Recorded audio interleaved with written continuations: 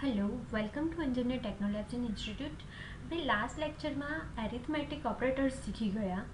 Arithmetic operators બહુ જ simple છે, જે ઇઝીએસ્ટ ઓપરેટર છે, જે લાઈફમાં આપણે લોકો બહુ જ નાની ઉંમરથી એને યુઝ કરવાનું સ્ટાર્ટ કરી દઈએ છીએ.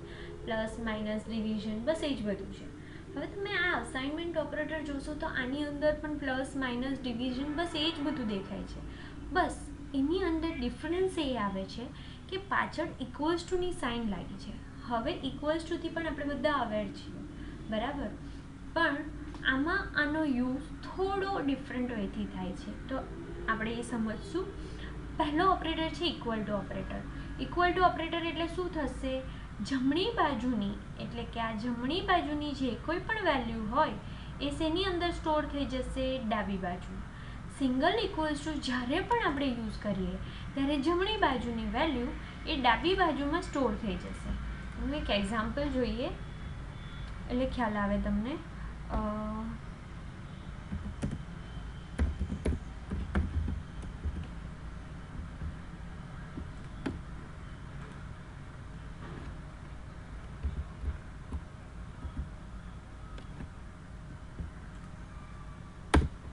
આપણે લોકો આ રીતનું લખીએ છીએ a ઇક્વલ્સ ટુ 10. તો શું થયું? ઇક્વલ્સ ટુનો આપણે યુઝ જ કર્યો છે. જમણી બાજુ એટલે શું છે? 10. 10 એ શેની અંદર સેવ થઈ ગયા? ડાબી બાજુ. એટલે ડાબી બાજુમાં શું છે? a. એટલે ઇક્વલ્સ ટુનો યુઝ એ જ છે.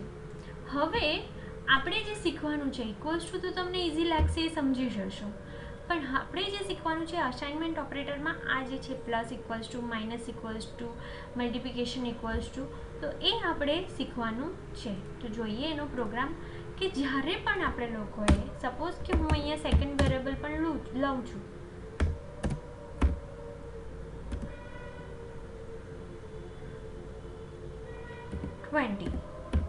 હવે સપોઝ કે આની અંદર જુઓ શું લખ્યું છે, C equals to C plus A. તો આપણે આની અંદર કરીએ A equals to A plus B. એકદમ શોર્ટ ભાષામાં આપણે સમજીએ તો જ્યારે પણ આપણે કોઈ બે વેરિયેબલનો સરવાળો કોઈ એક જ વેરિયેબલની અંદર સ્ટોર કરી દેવો હોય, બે વેરિયેબલનો સરવાળો એ બેમાંથી કોઈ પણ એકની અંદર સેવ કરવો હોય, ત્યારે આપણે લોકોએ અસાઇનમેન્ટ ઓપરેટરનો યુઝ કરવો પડે છે. કઈ રીતે?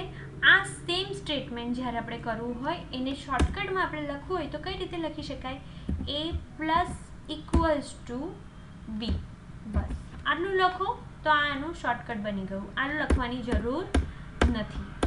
તો એ પ્લસ ઇક્વલ્સ ટુ બી નું મિનિંગ શું થાય છે? એની અંદર એ પ્લસ બી સ્ટોર થઈ જશે. એટલે એની વેલ્યુ 10 પ્લસ બીની વેલ્યુ 20 એટલે કે 30. હવે એની વેલ્યુ કેવી થઈ ગઈ હશે? 30. તો આપણે રન કરીને જોઈએ. Equals to value of A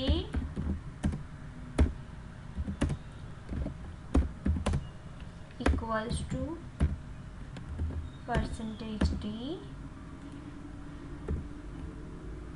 a.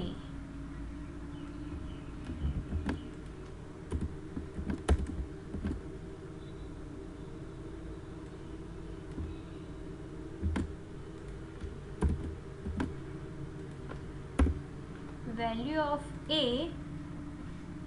સેના પહેલા? before assignment operator use. બરાબર. તો અહીંયા વેલ્યુ ઓફ એની વેલ્યુ કોના પહેલા? ઓપરેટર, અસાઇનમેન્ટ ઓપરેટર યુઝ કરવા પહેલા એ અને બીની વેલ્યુ શું છે એ ખબર પડી જાય. બી અહીંયા પણ આપણે લઈશું બી. અહીંયા સ્લેશન મૂકી દઈએ.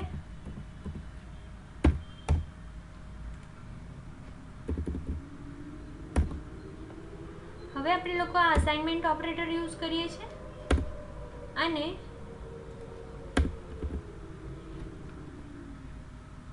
અહીંયા આપણે મૂકીશું આફ્ટર.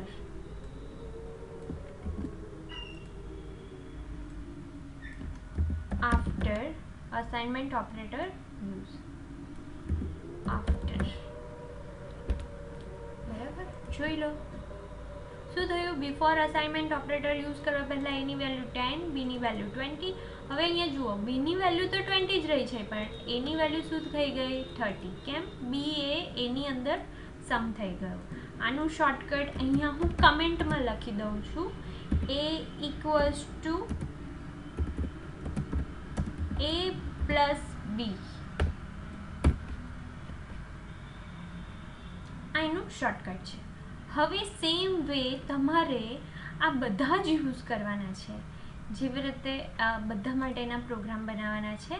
જેવી રીતે એ પ્લસ ઇક્વલ્સ ટુ છે, એવી જ રીતે એ માઇનસ ઇક્વલ્સ ટુ, એ મલ્ટિપ્લિકેશન ઇક્વલ્સ ટુ, એ ડિવિઝન ઇક્વલ્સ ટુ, આ બધાનું ઓપરેટરનું આપણે આ લાસ્ટ વાળું છે ને જે શિફ્ટ ઓપરેટર, એના સિવાયના આ બધાનો યુઝ કરીને તમારે પ્રોગ્રામ બનાવવાનો છે.